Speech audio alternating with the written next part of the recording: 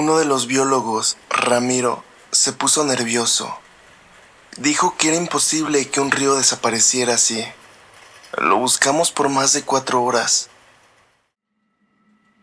Dicen que la selva no perdona a quien entra sin respeto, que hay caminos que se cierran detrás de ti y voces que imitan la tuya solo para que te pierdas. Algunos aseguran que hay lugares donde el tiempo se detiene, donde el aire se vuelve tan pesado que duele respirar. Esta noche escucharás 3 historias ocurridas en lo más profundo de la selva. Encuentros que no tienen explicación y advertencias que quizá llegaron demasiado tarde. Bienvenidos a una página más de Diario de Horror.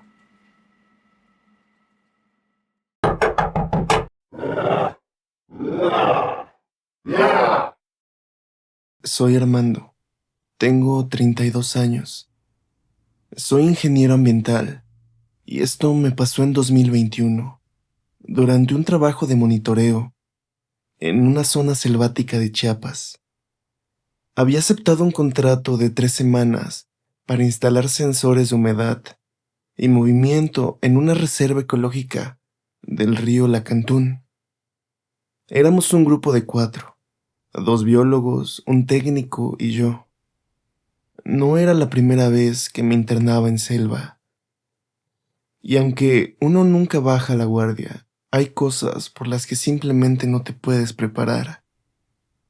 Los primeros 5 días fueron normales, aunque la humedad era sofocante y todo estaba cubierto de ese verde espeso que parece tragarse los sonidos.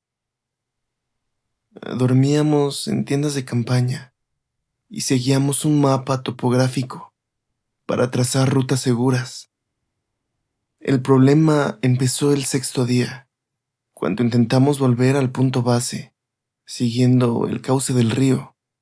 Era lo más lógico. El río era ancho, visible desde cualquier parte, y siempre desembocaba en una zona abierta, donde habíamos acampado antes. Pero al avanzar, notamos algo raro. La corriente parecía lenta, como si el agua se hubiera estancado. Luego de 1 hora, el lecho empezó a estrecharse, hasta volverse una zanja lodosa, y luego nada, tierra seca. Pensamos que nos habíamos desviado, pero el GPS nos marcaba exactamente sobre el cauce. Consultamos el mapa.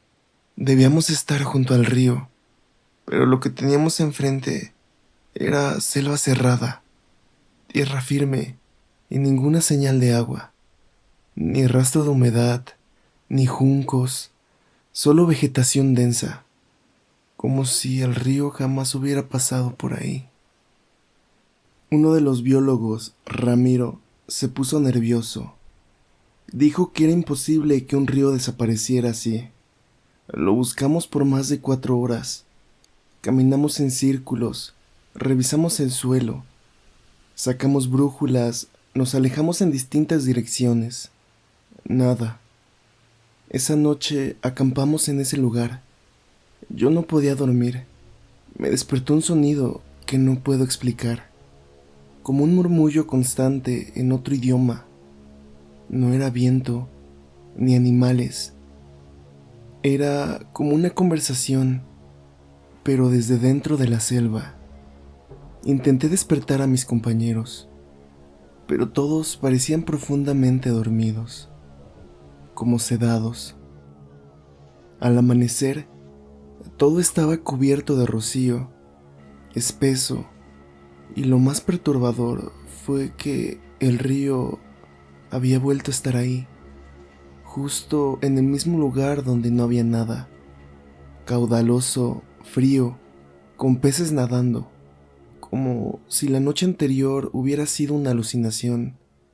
Volvimos al campamento, sin hablar demasiado. Lo reportábamos, claro, pero nadie nos creyó. Dicen que fue un error de ubicación, pero yo sé lo que vi, o más bien, lo que no vi.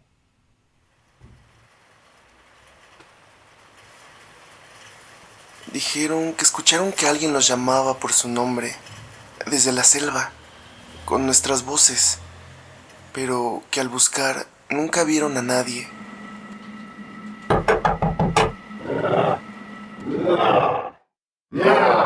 Me llamo Ana Beltrán, tengo 28 años. Esto sucedió en 2019, cuando trabajaba como guía de senderismo en una zona selvática del sur de Colombia, cerca del Putumayo.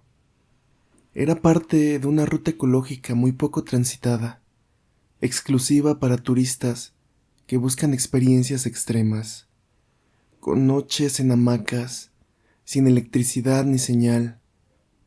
Sabíamos que en esas zonas se escuchaban leyendas, sobre todo de indígenas que hablaban de los que imitan o los que caminan sin alma. Una tarde, una pareja alemana no volvió al punto de encuentro, tras separarse para sacar fotos. Yo salí a buscarlos con otro guía, a unos 200 metros entre los árboles. Vi lo que parecía ser la silueta de una mujer, alta, delgada, con ropa blanca. Le grité, pensando que era la turista. La figura se detuvo. Avancé, y cuando estuve más cerca, entendí que no tenía rostro. No una cara borrosa, no. Era lisa, como si alguien hubiera borrado su cara por completo. No había ojos, nariz ni boca, solo piel estirada. Me paralicé. No pude gritar, no pude moverme. La figura giró lentamente y se internó en la selva. Entonces, el otro guía me tomó del brazo y me arrastró de vuelta. Me dijo que no hiciera preguntas, que caminara y no mirara atrás. Encontramos a la pareja más tarde, desorientada pero sana. Dijeron que escucharon que alguien los llamaba por su nombre, desde la selva, con nuestras voces, pero que al buscar nunca vieron a nadie, solo sombras. Esa noche el otro guía me confesó que varias personas habían visto a la mujer sin rostro en esa parte del bosque. Dijo que era un espíritu antiguo, uno que toma forma humana, pero que no puede imitar lo que no entiende. Desde entonces, dejé de guiar turistas por esa zona y nunca más caminé sola entre árboles cerrados. Media hora después volvieron a decir mi nombre, esta vez desde el otro lado, y luego lo escuché 2 veces más. Carlos, Carlos.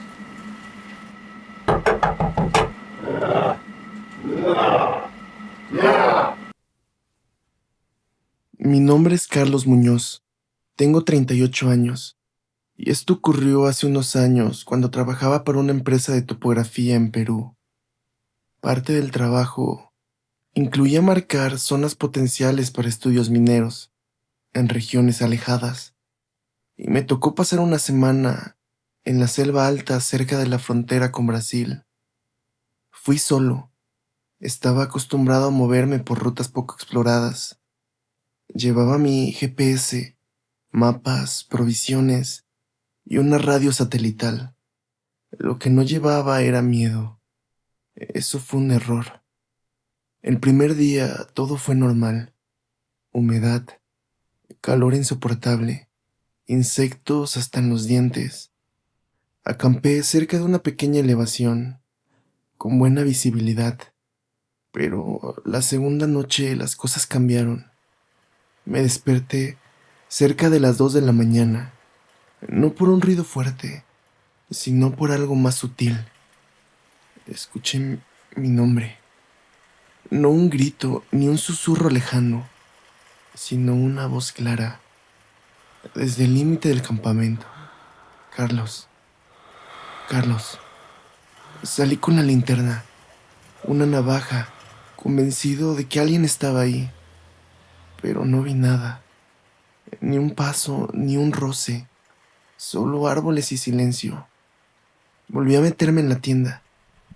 Media hora después volvieron a decir mi nombre, esta vez desde el otro lado.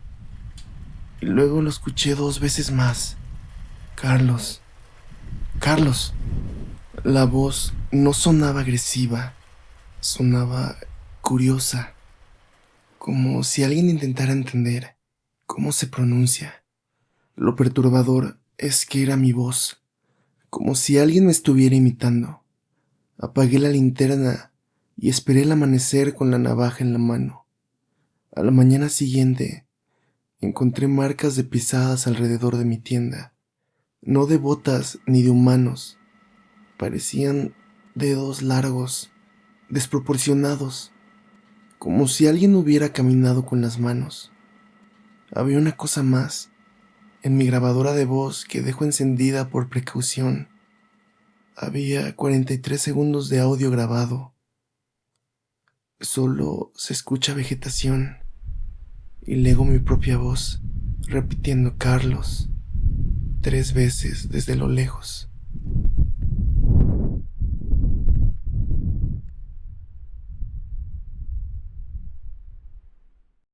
Solo me quitó la cámara de las manos y me dijo en voz baja, no sigas mirando, este lugar no es para entenderlo.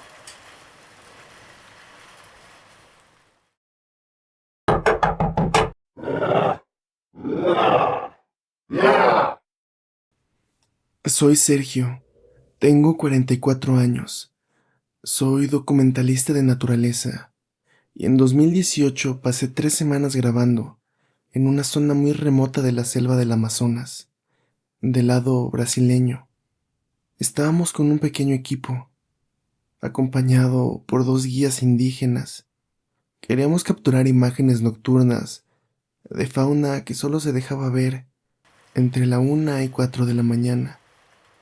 Una de esas noches, mientras ajustaba una cámara trampa, noté algo raro. Un árbol enorme había cambiado de lugar. Lo reconocí porque tenía una herida visible en el tronco, una marca diagonal con resina. Yo lo había fotografiado esa misma mañana. Estaba a la derecha del sendero, ahora estaba a la izquierda. Pensé que me estaba confundiendo, pero revisé la foto. Era el mismo árbol, mismo grosor, misma herida, misma inclinación, pero estaba en el otro lado, claro. Llamé a uno de los guías y se lo mostré. No dijo nada, solo me quitó la cámara de las manos y me dijo en voz baja, no sigas mirando, este lugar no es para entenderlo. Esa noche, el guía puso tabaco alrededor del campamento. Dijo que era una forma de pedir permiso. El resto del equipo no preguntó mucho, pero yo no dormí. Al día siguiente, el árbol ya no estaba, no talado, no caído. No había señales de raíces, ni hueco, solo tierra firme, como si jamás hubiera existido. Esa fue nuestra última noche allí. Empezamos y nos fuimos en silencio. Nunca mostré esas imágenes. No quiero que me crean, solo quiero olvidar. Porque hay cosas en la selva que se mueven cuando no las ves, y algunas de ellas te observan cuando lo haces.